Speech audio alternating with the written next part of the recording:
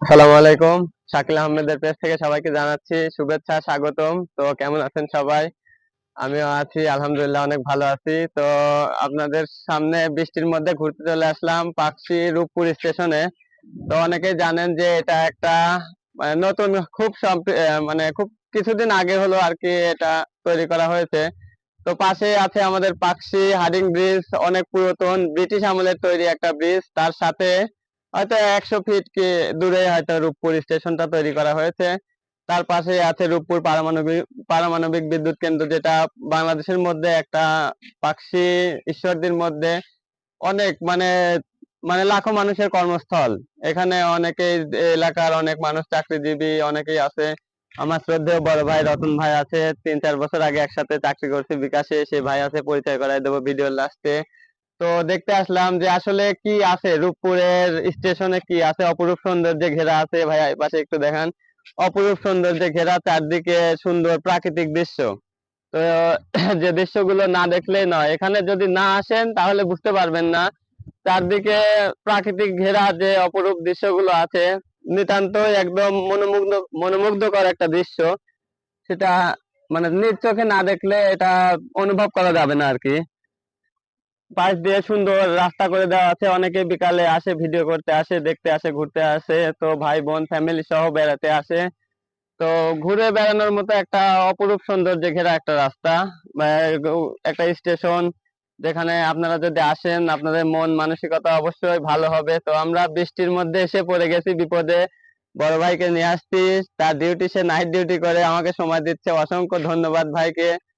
আহ বৃষ্টির মধ্যে এসে আরেকটা বড় ভাই আছে, পরিচয় করাই দেবো, সামনে আছে। তো বড় ভাইকে বৃষ্টির মধ্যে বাড়ি থেকে ডেকে নিয়ে আসছি, ভাইয়ার গাড়িতে করে ভাইয়াকে ভিজাইছি। তো আমরা ভিজে গেছি তিনজন, দেখতে পাচ্ছেন কি অবস্থা, জামা প্যান্ট সবগুলো ভিজে গেছে। তো ভাইয়ার সাথে পরিচয় করায় দেবো আপনাদেরকে অবশ্যই, 1 মিনিট। তো আমার সাথে আছে আমার প্রাণপ্রিয় বড় ভাই রতন ভাই। আসসালামু আলাইকুম। ওয়ালাইকুম সালাম। কেমন আছেন ভাইয়া? জি, ভালো আছি। তো অনেকদিন পর, মানে দীর্ঘ 3-4 বছর পর আপনার সাথে আমার দেখা। ৩-৪ বছর না, ৫ বছর। 5 বছর পরে যখন বিকাশে চাকরি করতাম আপনার সাথে, তখন আপনার সাথে দেখা, চণ্ডীপুর, ময়দানদিঘি, চাটমোহর, অনেক জায়গায় ঘুরছি ভাইয়ের সাথে। ভাই অনেক সুন্দর মন মানসিকতার একজন লোক। তো ফোন দিছি, মানে অনেক ফোনে কথা হয়, মেসেঞ্জারে কথা হয়। কালকে রাতে ফোন দিছি, তো ভাই নাইট ডিউটি করে আমাকে সময় দিতে।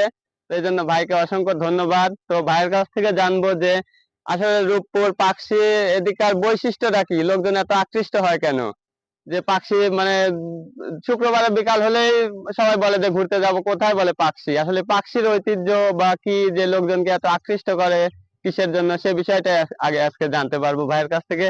তো ভাইয়া, এই যে পাকশি রূপপুর স্টেশনে, মানে রূপপুর স্টেশন সম্পর্কে আগে বলেন যে এতটা মানে আকর্ষণীয় হয়ে উঠলো বিষয়টা কি? আসলে শাকিল, আমি কি বলবো, মানে রূপপুরের বিষয়ে বললে মানে শেষ করা যাবে না। রূপপুরের সৌন্দর্য, একে তো আমাদের লালন শাহ ব্রিজ, তারপরে প্লাস হলো আমাদের যে পাকশি হার্ডিং ব্রিজ, এটা তো সৌন্দর্য ছিল। তারপরে এখন এক্সট্রা ভাবে আমাদের রূপপুরে স্টেশন দেওয়ার পরে আরো সৌন্দর্য অনেক অংশে বেড়ে গেছে।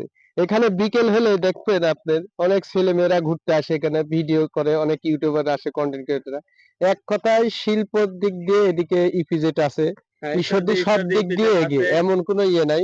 বড় বড় যত ইপিজেড আছে, ইপিজেডে আমি দেখছি পাবনা থেকে, আটঘরিয়া, চাটমোহর, মালিগাছা থেকে প্রতিদিন সকালে 6টা থেকে বাসে করে তারা অনেক কষ্ট করে আসে, ভোরে রান্না বান্না করে বাসে উঠে আসে। আবার তারা 5টা কি 6টায় ডিউটি শেষ হয়, আবার বাসে, ওই বাসে করে আবার পাবনায় যায়। আবার মাঝে মধ্যে ওভার টাইম হয়, রাত 8টার সময় তারা ডিউটি শেষ করে ঈশ্বরদী ইপিজেড থেকে বাসে করে চাটমোহর, আটঘরিয়া, দেবোত্তর এসব জায়গা থেকে অনেকে আসে, এগুলো দেখে আর কি।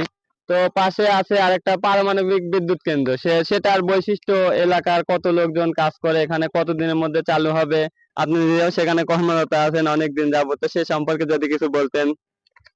আসলে কতদিন পরে ইয়ে হবে জানি না। আমরা যখন 2019-এর দিকে প্রথম ইয়ে হই, তখন থেকে শুনে আসছি যে কাজ শেষ শেষ, কিন্তু এখন আচ্ছা। কাজ শেষ হচ্ছে না। আসলে আদৌ কাজ শেষ হবে কত সালে বলতে হবে না, তবে এখন কাজ গুছে আসছে। আশা করি 30 সালের ভিতরে মোটামুটি অনেকাংশেই 95% শেষ হবে, কিন্তু কাজ কবে শেষ হবে সেটাই না, হয়তো বা চালু হইতে হইতে 50 সালও লাগতে পারে। 2041 আমরা আমরা সম্ভবত জানি যে 2041 সালের মধ্যে এটা চালু হওয়ার কথা ছিল। হ্যাঁ 2023ও কিন্তু এদিকে বলা হয়েছে।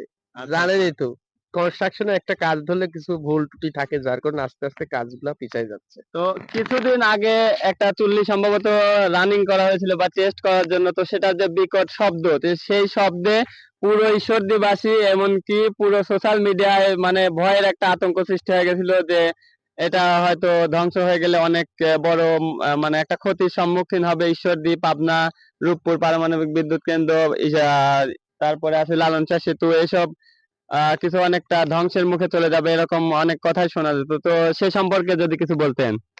আসলে ওইটা যে ওখানে যে পাইপ গুলো আছে সেগুলা চেকের জন্য ওখানে মেশিন আছে, সেগুলা পুরো দমে সেই কম্প্রেসার গুলা প্রেসার দেওয়া জি। হয়েছে যে পাইপে কোনো জায়গায় সমস্যা হ্যাঁ, আছে হ্যাঁ, কিনা, হ্যাঁ।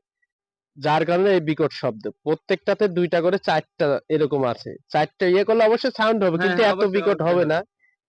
আবার হবে না বললে চলবে না, যেটা আমাদের বলা হয় আমরা কিন্তু সেটাই বলি, যখন হ্যাঁ, চালু হবে তখনই বুঝতে পারবো হ্যাঁ, সেটা হ্যাঁ, আসলে অবশ্যই। কি। তো যখন এটা চালু হবে তখন ভাইয়ের কথাটা ঠিক যে মানে কোনো কিছু না ঘটলে তখন সেটা বলবেন, মানে যা রটে যা ঘটে তাই কিন্তু রটে। তো ওইটা যখন এখন শব্দ হচ্ছে অনেক বিকট, তখন হয়তো এত হবে না, কিন্তু এর থেকে একটু কম হলেও হবে, কিন্তু শব্দ হবে, এটা মানে কিছুটা বোঝা যাচ্ছে যে এরকমই শব্দ আর কি হবে।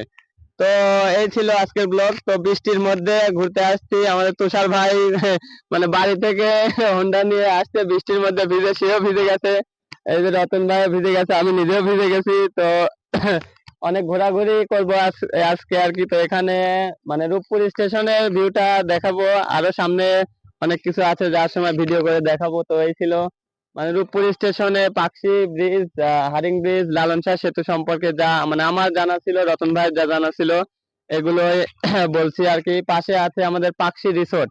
তো যারা ঘুরতে আসবেন বা আসছেন কখনো, পাকশি রূপপুরে নামলে পাকশি হারিং ব্রিজের নিচ থেকে একটু ডান দিকে আসলেই পাকশি রিসোর্ট আছে, ওখানে ঘোরার মতো একটা মনোমুগ্ধকর পরিবেশ আছে। তো যারা ঘুরতে চাচ্ছেন অবশ্যই আসবেন, দেখবেন। তো আসলে অবশ্যই রূপপুর স্টেশন দেখবেন, রূপপুর স্টেশনে দেখার মতো অনেক কিছু আছে। একটা মনোমুগ্ধকর যে প্রাকৃতিক দৃশ্য, বন জঙ্গলে ঘেরা যে প্রাকৃতিক একটা সৌন্দর্য, সেটা গ্রামীণ একটা পরিবেশ, আপনি অবশ্যই রূপপুর স্টেশনে আসলে পাবেন। তো এই ছিল আজকের ব্লগ। তো সবাইকে ধন্যবাদ, আসসালামু আলাইকুম।